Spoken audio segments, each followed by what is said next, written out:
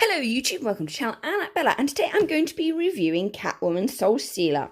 It is part of the new DC Icon series where each DC Icon, Wonder Woman, Batman, Catwoman and Superman respectively, get their own novel written by megastar authors. And this one was written by Sarah.J and Maas. And it really is incredibly very good. It has a wonderful plot.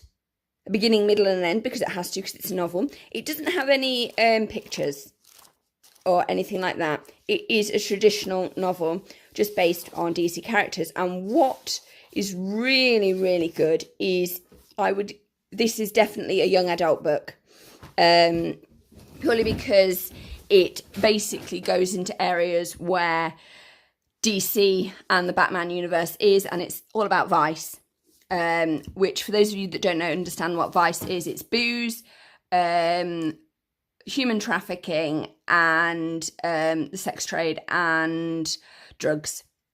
Because that is basically why the Batman comics were written in the first place. But this is so good. Batman doesn't feature in it, but Lucius Fox does, and his son, who is Batwing, features in this, which means that Catwoman is has a biracial relationship, which is awesome. It would have been nice to have a black Batman. I would have preferred that because this book is so good. So good. They should really just make the movies off these books, because if they did, they would be brilliant.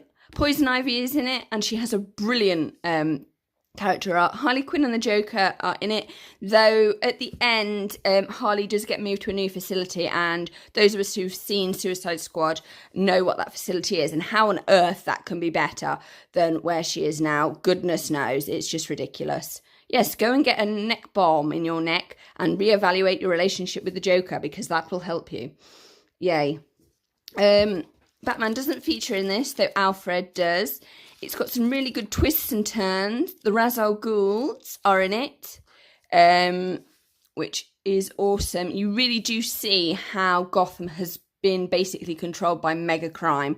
And it is worth pointing out that Wayne Enterprise does make weapons like net bombs and various other things. So Batman is part of the problem, not just a solution. It was very well written.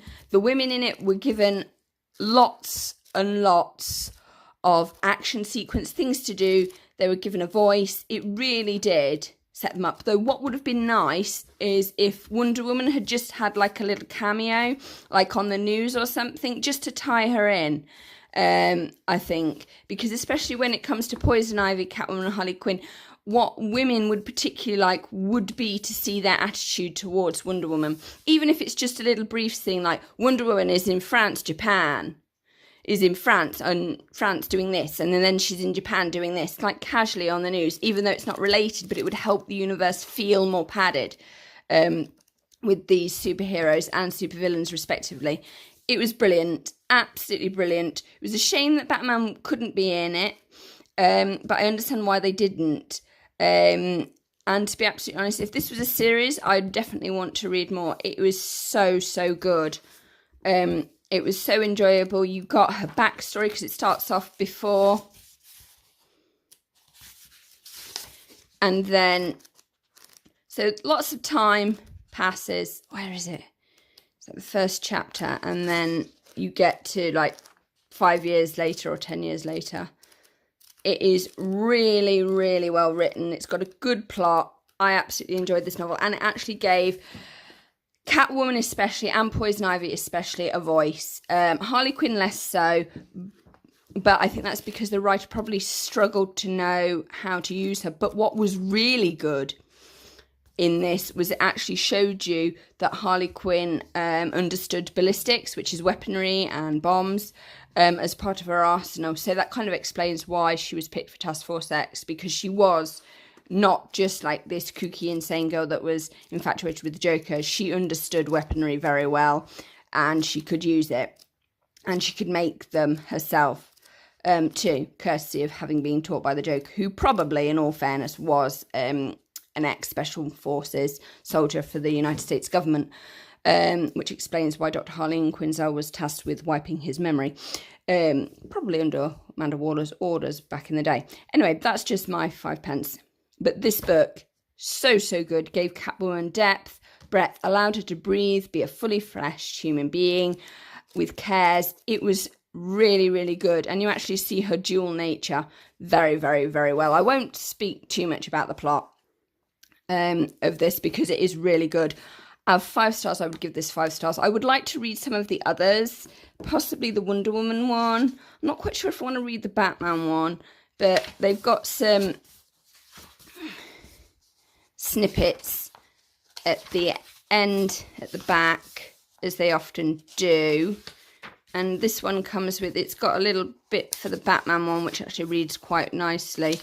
The Wonder Woman one is different because obviously it starts off in the island of the Amazons, so which kind of does make her feel ancient yet eternal, yet sort of so distant from modern women, whereas obviously Catwoman doesn't.